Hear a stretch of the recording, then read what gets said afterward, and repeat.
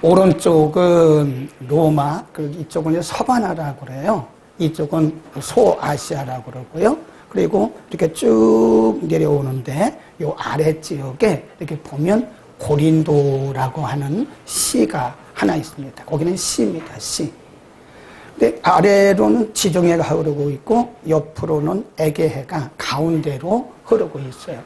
되게 보면 항구 도시는요, 퇴폐, 도덕적으로 윤리적으로 퇴폐한 일들이 많죠. 다 그런 건 아닌데 아무래도 항구 도시에 사는 사람들은 이 뱃사람들이 많기 때문에 우상을 많이 숭배하게 돼요. 미신을 많이 숭배하게 되고, 그리고 거기는 국제 항구 도시이기 때문에 이 돈이 많이, 금전이 많이 돌아요. 그러니까 굉장히 풍성하죠. 우리가 어느 지역이든 간에 물질이 풍성한 도시는 항상 성적으로 타락을 합니다. 네. 우리나라 역사도 그렇고 세계 역사를 보면요, 물질이 풍성할 때 도덕적, 윤리적으로 항상 타락해요. 성적으로 제일 타락하고요.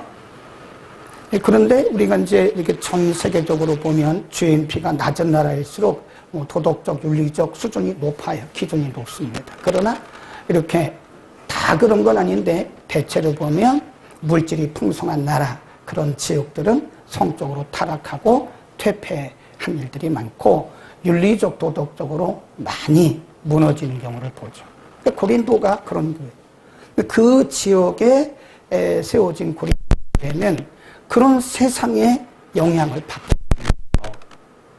그래서 고린도 교회는 우상을 숭배하는 사람들이 많았고요.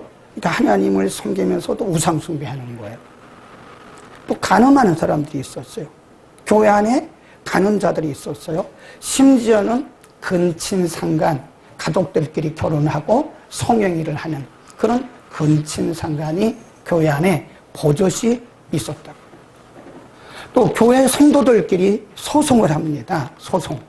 그리고 성만찬의 문제라든지 윤리적인 문제가 굉장히 많았던 교회가 고린도 교회예요. 고린도전서 12장에 보면 고린도 교회는 참 이상하게도 이런 교회인데 성령의 은사가 많아요. 이상하죠?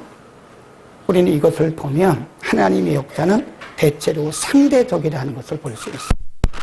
어느 지역에 기적이 많이 나타난다고 해서 믿음이 좋아서 그런 게 아닙니다. 그 지역에 복음이 확실히 증거되어야 되기 때문에 증거로 기적을 주시는 거예요. 우리가 역사적으로 보면 시대가 어려울수록 기적이 많이 나타납니다. 네, 확실히 그래요. 그러니까 우리가 역사 공부를 해야 되는 거예요. 오늘 본문에 보면 사도 바울이 이런 고린도 교회 보내면서 4가지를 지적해요. 근데 사실은 그거보다 더 많은 문제가 있는 교회가 고린도 교회였는데, 그러나 그들을 책망하고 정죄하려고 그런 건 아닙니다. 이들을 잘 권면하고, 그래서 이들이 바로 복음으로 바로 돌아오게 하기 위해서 지금 지적하는 겁니다. 이게 정죄하려고 그러는 게 아니에요. 책망하려고 그러는 게 아닙니다.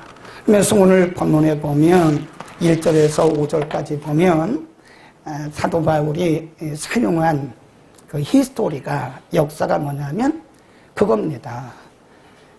광야. 그러니까 애굽에서 나와서 출애굽을 해서 광야를 지나잖아요. 광야를 지나는 40년 어간에 일어났던 일을 그들에게 샘플로 보여줬어요. 그때 너희의 조상들이, 여러분의 조상들이 그랬는데 여러분도 지금 같은 죄를 반복하고 있습니다. 라고 그들에게 지적을 하고 있는 거죠. 자, 먼저 봅니다. 쭉 내려가서 7절. 7절입니다. 시작.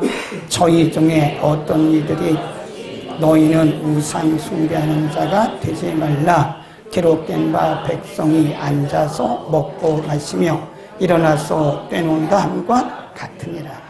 그래 써놓으세요. 출애굽기 32장. 이건 출애굽기 32장을 배경으로 하는 거예요. 시내산에서 모세가 하나님과 이렇게 만나서 율법을 받는 중이었어요. 시내산에서 40일을 거했어요. 그리고 아론이라고 하는 모세형 아론은 백성들과 함께 산 중턱에 있었다고요. 근데 아무리 기다려도 모세가 안 내려오는 거예요. 그러니까 사람들이 다급해진 거예요. 당황한 거예요. 큰일 났다. 여기까지 우리를 애굽에서부터 이끌어냈고 홍해를 건너서 시내의 산까지 오도록 우리를 인도한 모세가 죽었는지 살았는지 우리가 어떻게 아냐. 그러니까 백성들이 아론을 막 졸랐어요. 여러분, 지도자를 조르면 안 돼요. 그냥 가만히 있어야 됩니다. 아론을 막 조르니까 아론이 그때 안 된다고 말을 했어야 되는데 그냥 허락을 해버린 거예요. 그렇습니까? 그러면 여러분에게 있는 이런 귀걸이, 반지, 목걸이 다 가져오세요. 금부치를 다 가져오세요. 그리고 거기다가 금송아지 우상을 만들었어요. 그리고 말하기를 이것이 바로 여러분을 앞으로 인도할 신입니다. 그래요. 하나님이 이런 말도 안 되는 이들의 모습을 보고 모세에게 명령합니다. 빨리 내려가라. 빨리 내려가라. 내 백성이 지금 내 백성들이 나를 반역하고 있다. 이게 그 사건이에요. 우상 숭배했어요. 그 다음에 두 번째 쭉 내려갑니다. 8절 시작. 저희 중에 어떤 이들이 간음하다가 하루에 23,000명이 죽었나니 우리는 저희와 같이 간음하지 마라. 민수기 25장 1절이라고 써놓으세요. 이때는 어떤 때냐면 이제 많이 이렇게 진행해서 어디까지 왔냐면 조금만 더 가면 목적지인 모압에 가는 거예요. 모압. 근데 그곳이 정확히 말하면 어디냐면 시딤입니다. 시딤. 이 시딤이라고 하는 곳에 백성들이 잠깐 머무르고 모압과 가까우니까 우리 원래 이방 여인들이 예뻐요. 그 이스라엘 남성들이 갔다가 25장 1절이면 거기서 음행을 했어요. 음행. 그 얘기를 하는 거예요, 지금. 그 음행을 하다가 하루에 23,000명이 죽었어요. 그 얘기를 하는 겁니다. 또 9절입니다. 9절 저희 중에 시작. 저희 중에 어떤 이들이 주를 시험하다가 뱀에게 멸망하였나니 우리는 저희와 같이 시험하지 말라. 그래서 이것은 이제 호르산에서 쭉 내려와 가지고 이제 쭉 모압을 향해서 가는 중에 이스라엘 백성들이 막 원망을 해요. 뭐라고 원망했냐면 모세에게 아니 왜 우리를 가만히 있는 우리를 이끌어내 가지고 여기서 고생하냐. 우리가 애굽에 있을 때는 우회도 먹었고 부추도 먹었고 수박도 먹고 종력이 좋고 너무 힘이 났는데 아니 광야를 지나다가 보니까 만나 외에는 먹을 게 없다. 사실은 만나가 최고거든요. 하나님이 주신 메인 푸드가 만나예요. 근데 여기에 만족을 못해요. 그러면서 이 사람들이 하나님을 이렇게 원망하고 불평한 겁니다. 그래서 하나님께서 그것을 기뻐하지 않으세요. 민수기 21장 4절부터 9절이라고 써놓으세요. 그 다음에 10절입니다. 10절 시작. 저희 중에 어떤 이들이 원망하다가 나에게 멸망하였나니 너희는 저희와 같이 원망하지 마라. 그러니까 10절은 원망은 원망인데 시험한 거예요. 하나님의 은혜를 감사하지 못하고 하나님을 여러분 원망하는 것은 하나님을 시험하는 거예요. 여기서 원망은 뭐냐? 이것은 민수기 16장입니다. 16장 1절부터 3절이라고 써놓으세요. 이 이스라엘 백성들이요, 2번, 3번 모세와 아론에게 반기를 들었던 적이 있었어요. 당신들만 하나님의 종이니까. 그러니까 중간 지도층이죠. 중간 지도층들이 당신만, 모세 당신만 기름 부음 받았고, 오늘날로 말하면 담임 목사님에게 당신만 목사예요? 나도 기름 부음 받았어요. 그런 거 똑같은 거예요. 네.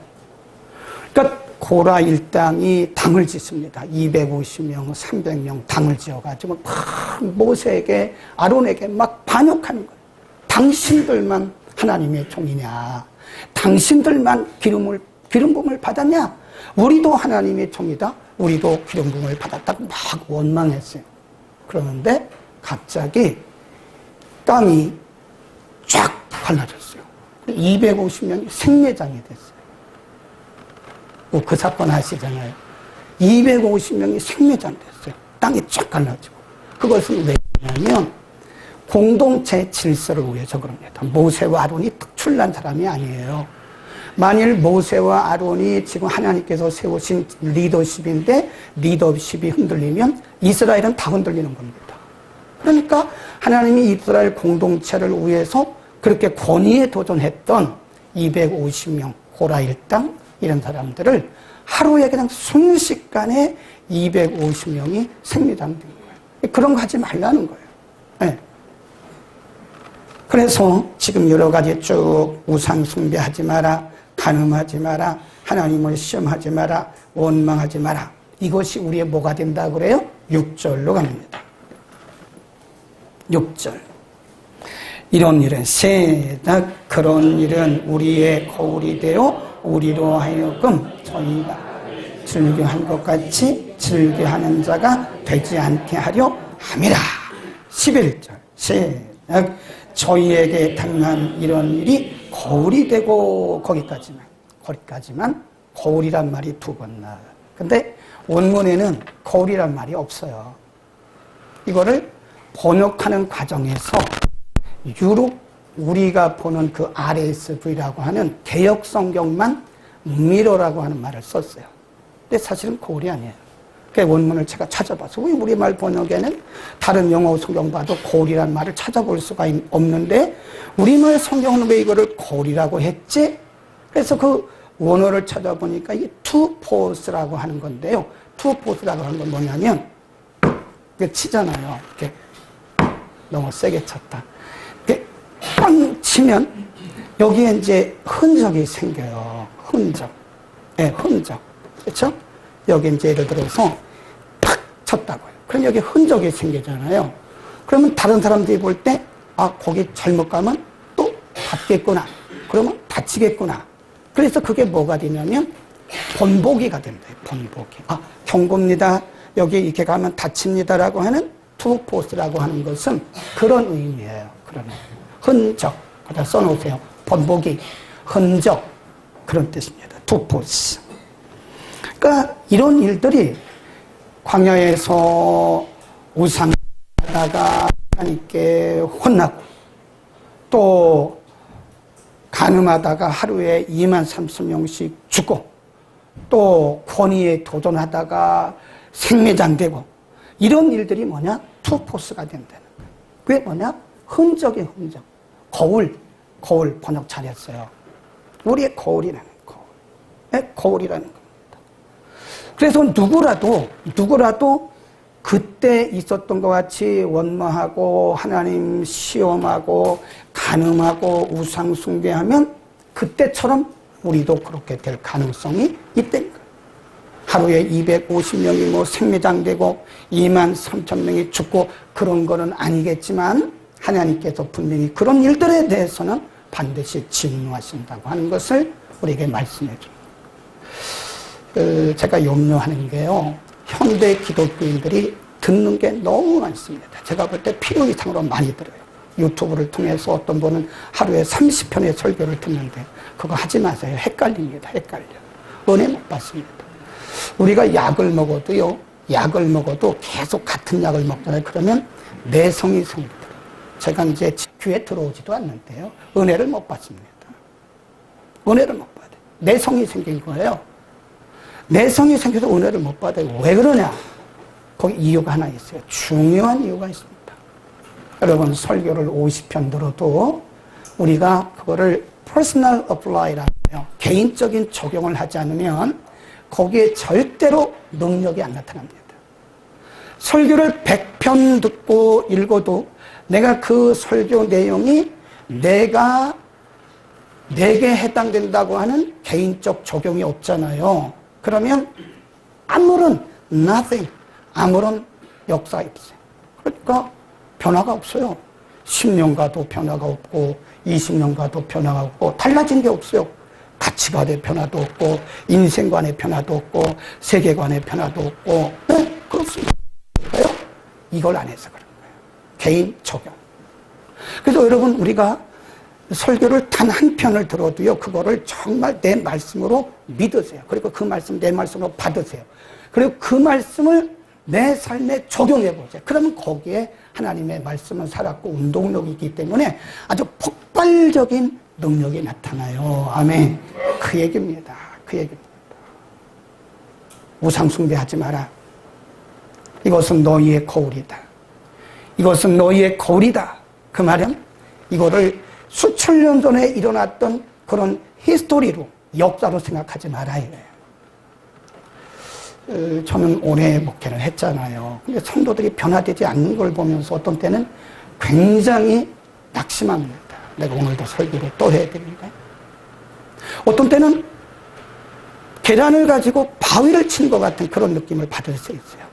나는 열심히 한 달 전에, 3주 전에, 2주 전에, 한 주 전에 설교를 준비해가지고 읽고 또 읽고 읽고 또 읽고 읽고 또 읽고 이래서 강단에서 말씀을 전하는데, 성도들은 말씀을 들을 때는 뭐가 있는 것 같은데 막상 보면 삶의 변화가 없고 가치관의 변화도 없고 말하는 것을 보면 달라진 게 없고 살아가는 것을 보면 달라진 게 없고 기도하는 것을 보면 달라진 게 없고, 그러면 제가 속으로 낙심을 해요. 내가 몸인 요지는 그겁니다. 하나님께서 왜 이 고린도 교회에게 수천 년 전에 일어났던 일들을 다시 소급해서 그들에게 말씀하느냐. 그것은 그 말씀을 잘 듣고 그 말씀이 거울이 되도록 오늘 우리의 삶에 뭐 하라고요? 적용하라고. 아멘. 그 다음에 쭉 내려갑니다. 뭐라고 말씀하셨나? 12절입니다. 12절 시작. 그런즉 선줄로 생각하는 자는 조심하라 그랬어요. 예, 선줄로 생각하는 자는 넘어질까 조심하라. 이 선줄이라 그 말은요, 이게 이 말씀만 딱 끄집어내서 보면 안 돼요. 우리가 말씀을 볼 때는 쭉 문맥이 연결돼야 되는 거예요. 이스라엘 백성들이, 북왕국 이스라엘이나 남왕국 유다 백성들이 멸망하고 또 하나님께 징계를 받아서 바벨론의 포로가 된 이유가 있어요. 북왕국은 722년에 아수르에게 망했어요. 더 이상 성경에 북왕국에 대한 얘기는 없어요. 남왕국은 586년에 바벨론의 포로가 돼가지고 70년 동안 바벨론에 가서 엄청난 고생을 했습니다. 근데 이들이 왜 하나님의 경고를 안 들은지 아세요? 퀴즈. 북왕국이나 남왕국 백성들이 하나님께서 선지자들을 보내서 이사야도 보내고 예레미야도 보내고 수없는 선지자를 보내서 그들에게 말씀하기를 너희는 망한다. 그리고 너희 나라는 반드시 포로가 되어서 너희는 노예가 될 것이다. 근데 이들이 착각한 게 하나 있어요. 그게 뭘까요? 예루살렘에 뭐가 있다는 거죠? 성전. 하나님이 그래서 성전을 다 회파시켜버린 거예요. 이들의 잘못된 신앙이 뭐냐? 우리 안에는, 우리 예루살렘 성 안에는 성전이 있기 때문에 우리는 안전하다. 그건 오해입니다. 그건 오해예요. 여러분이 교회 나온다고 그래서 끝난 건 아니에요.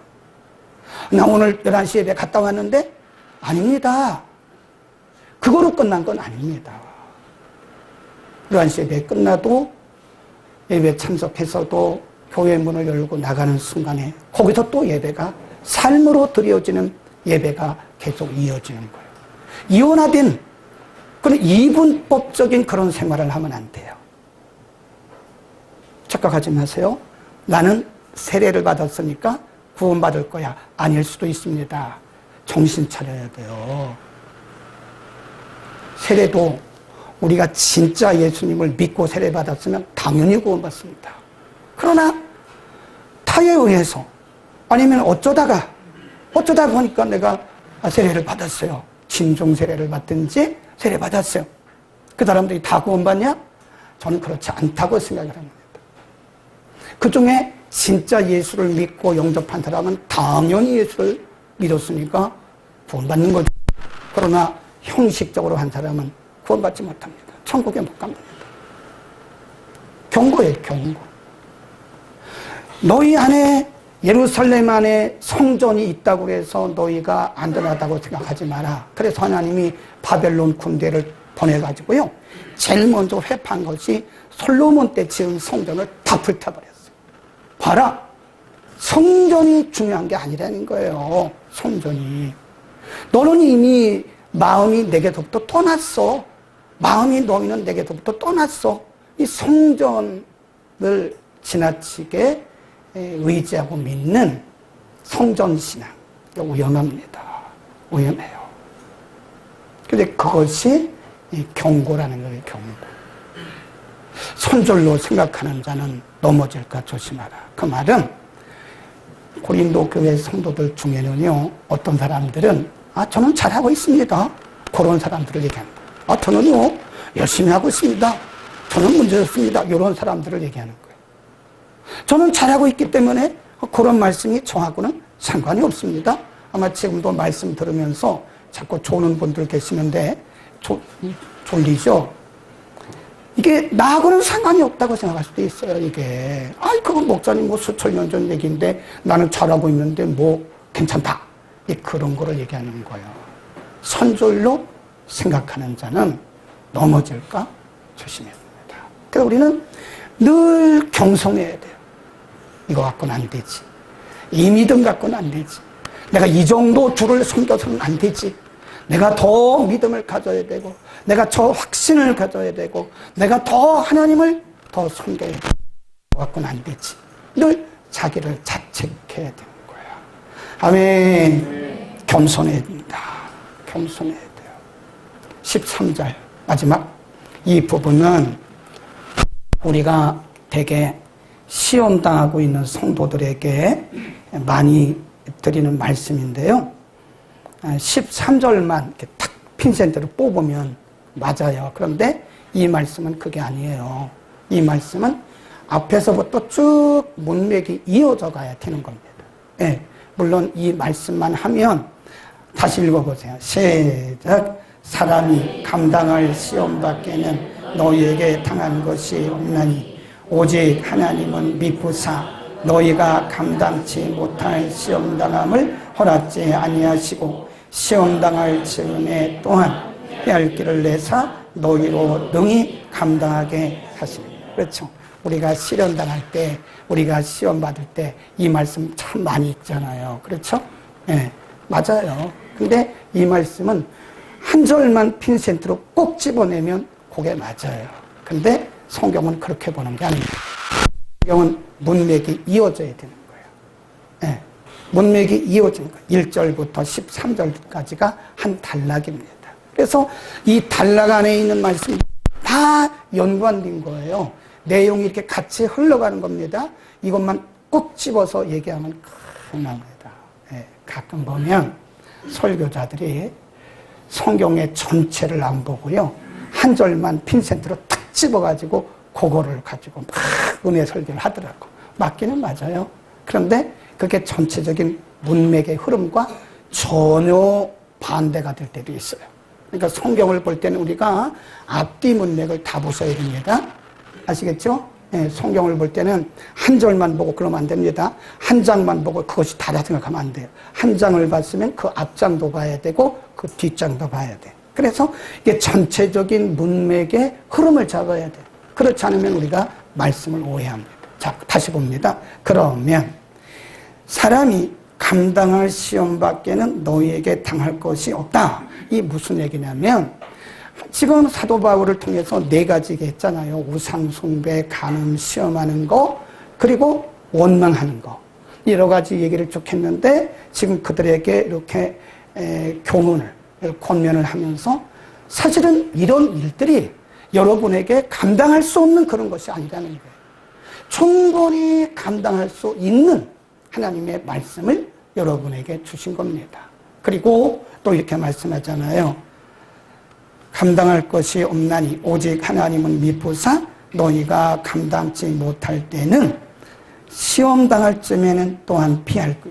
우리가 인간이 연약해서 그 말씀을 탁탁 지키지 못할 때는 하나님께서 그 말씀대로 살 수 있도록 도와주신다. 그런 얘기입니다. 이해하시겠죠? 우리는 하나님의 말씀을 적용을 잘 해야 됩니다. 이 적용을 못하면요, 설교를 수백 편 들어도 변화가 없어요. 아무런 변화가 없습니다. 본인이 알죠, 본인이. 나는 예수를 20년 믿었는데 나는 변화되었나? 나는 예수를 30년 믿고 나는 예배당에 나간 지가 30년 됐는데 나는 변화되었나? 본인이 제일 잘 알죠, 본인이. 네? 나는 지금 죽으면 천국 갈 수 있을까?